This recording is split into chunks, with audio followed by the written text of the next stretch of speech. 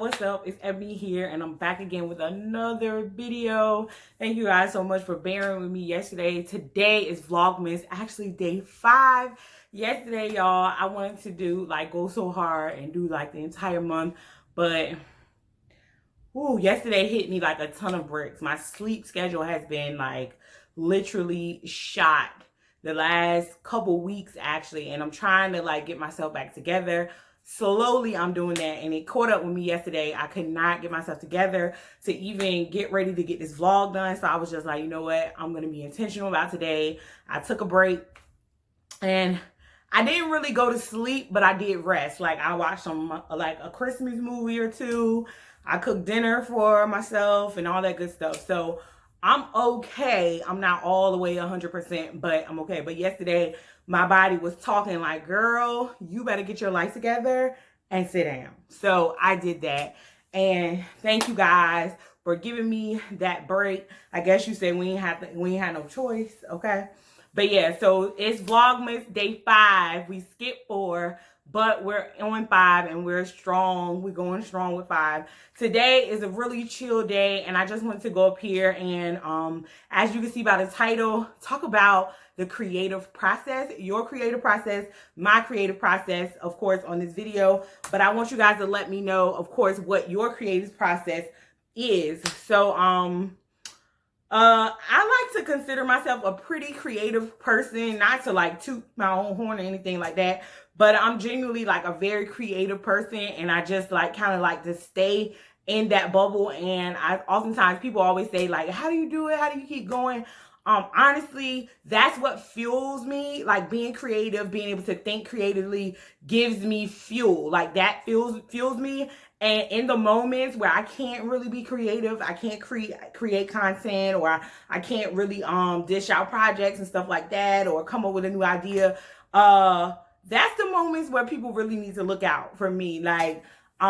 It's just kind of I'm usually at a point where I'm just super drained. And that usually gets that from when I'm going extra hard and not really pausing to do any type of self-care or anything like that. But I try to, pay attention to my body, give myself rest when I need it, not to, also when my agenda gets too cramped, and not even when it comes to artwork or anything like that. But I mean, when I got I'm obligated to all of these different places to the point where it doesn't get me to a point where I can sit down, I can draw, I can read up on something, I can create something, I can write about something, that kind of throws me off. So being creative and cranking out projects and stuff like that piece comes easy for me.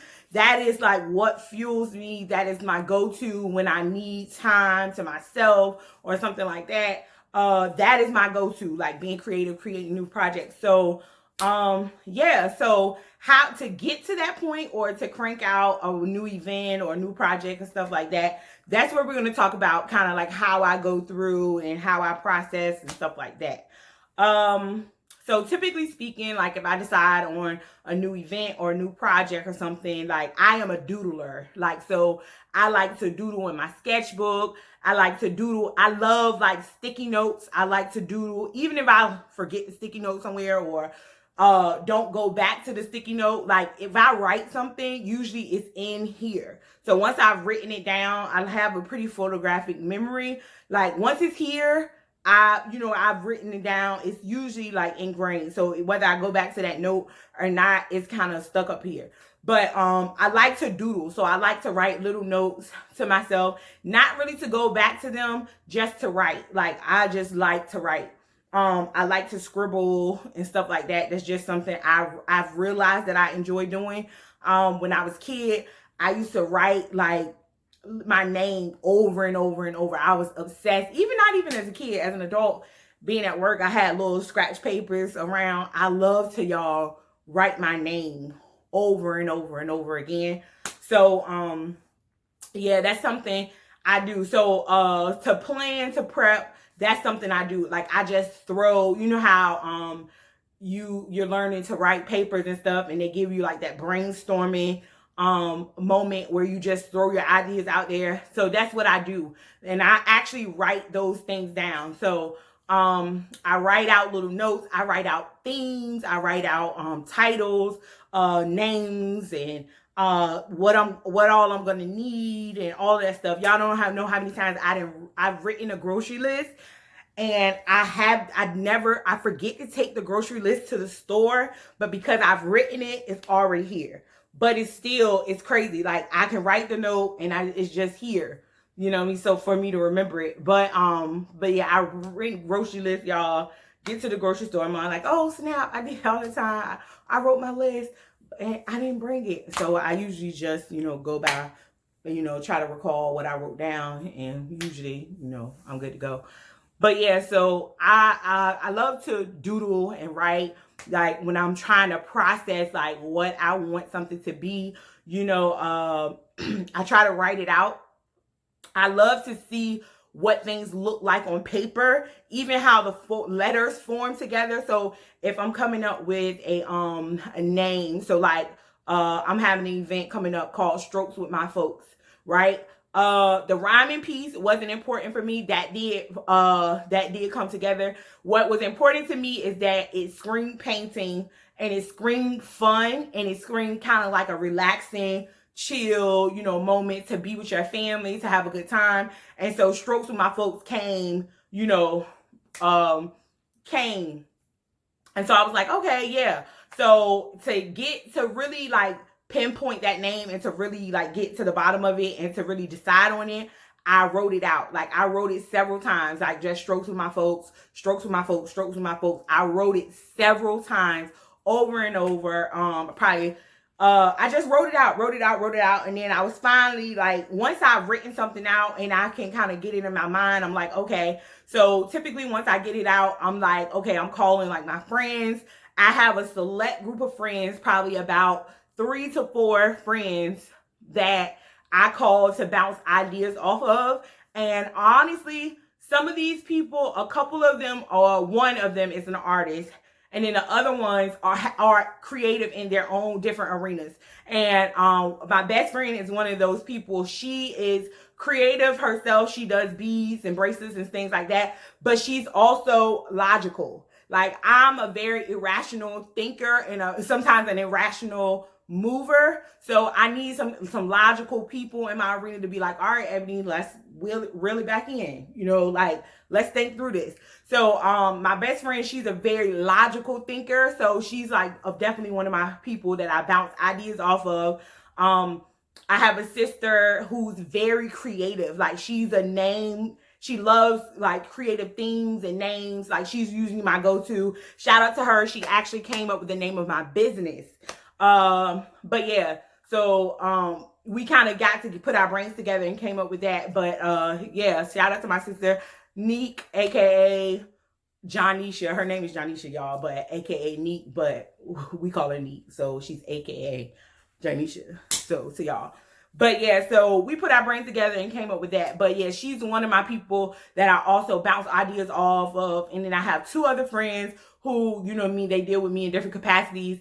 So Courtney, my friend Lee, Olivia, my sister Janisha, those are kind of like my main people that I like use for ideas, just bouncing ideas off. Like, once I've got pretty much an idea of what I want the event to look like or to sound like or to feel like, and I'll put it out there to see, what the vibes are. And have you some people in your corner that can help you out with that. Don't feel like it's all got to come from you. Don't feel like you know everything, because different people and their opinions will give you different feels or different vibes, or, they'll let you know how they perceive it and things like that. So, like, I don't have children. I have people in my group that has children, so they'll be able to respond from that, that angle. Like I said, so I can't speak for people who have children. I can't speak to what they're willing to spend their money on, but I have people who can let me know, like, oh yeah, that's worth it, or nah, I wouldn't really do that. So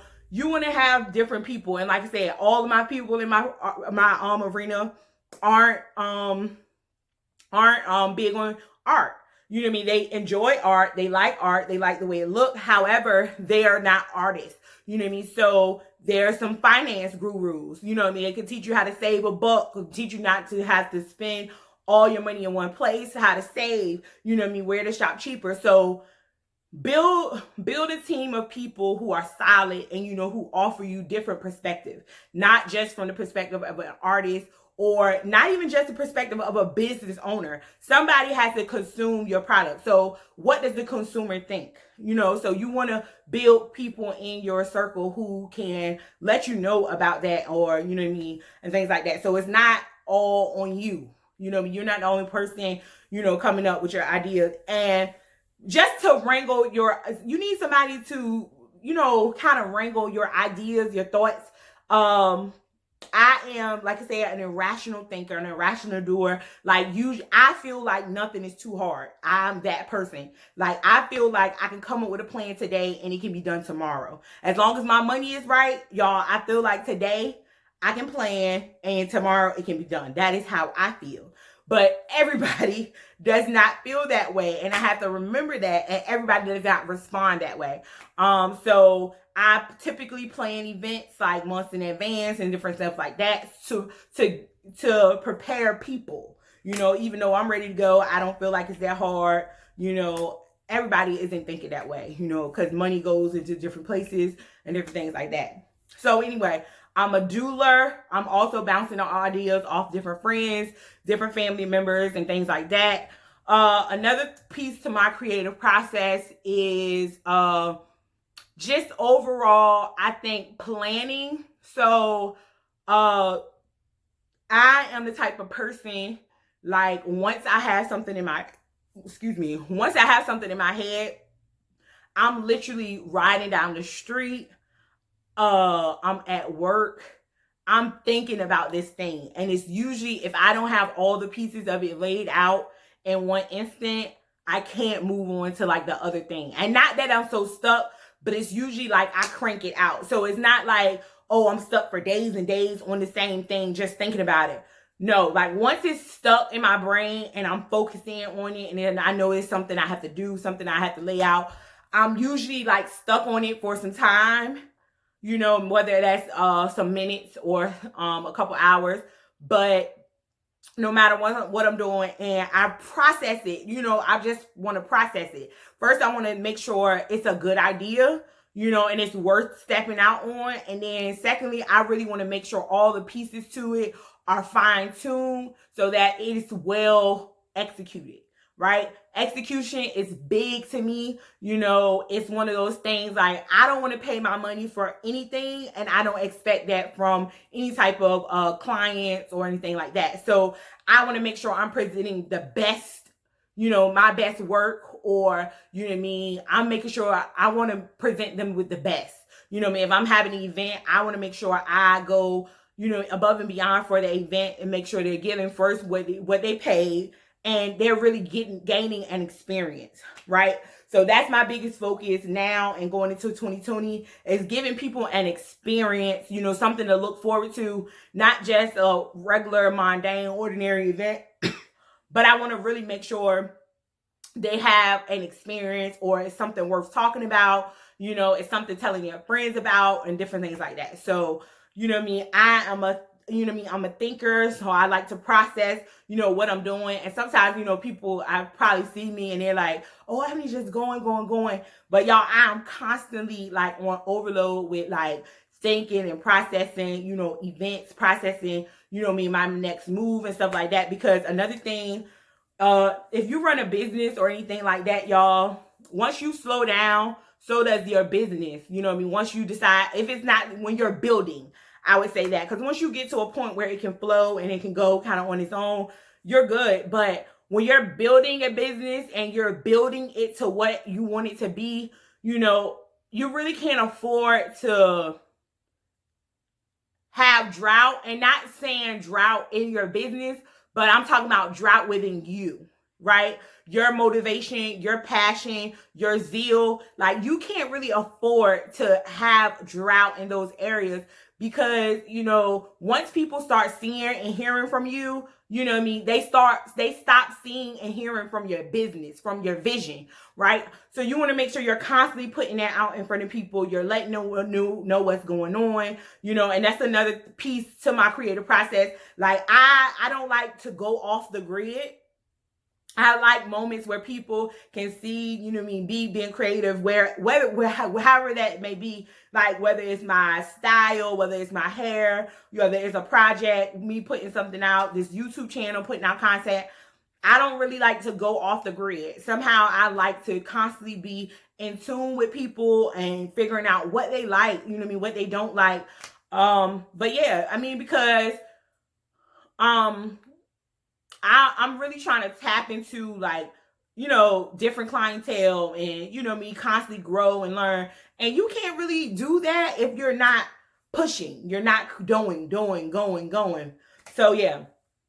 So that's another thing. So, I want you guys to really tell me what your creative process is, when it comes to maybe sitting down to create some artwork, or maybe you're planning an event or something like that. So let me know what your creative process, how you really go through, who is it that you lean on? Do you have people that you lean on? Or are you somebody who just like to do everything yourself? Once upon a time, I was that person, so I'm not even going to take that away from you guys. But I do feel like it gets easier when you have somebody to talk to, and when you act like there are other brains and minds, not just in the room, but in your vicinity, like around you, okay? Act like there are other people out there, or know that there are people who know more than you know, right?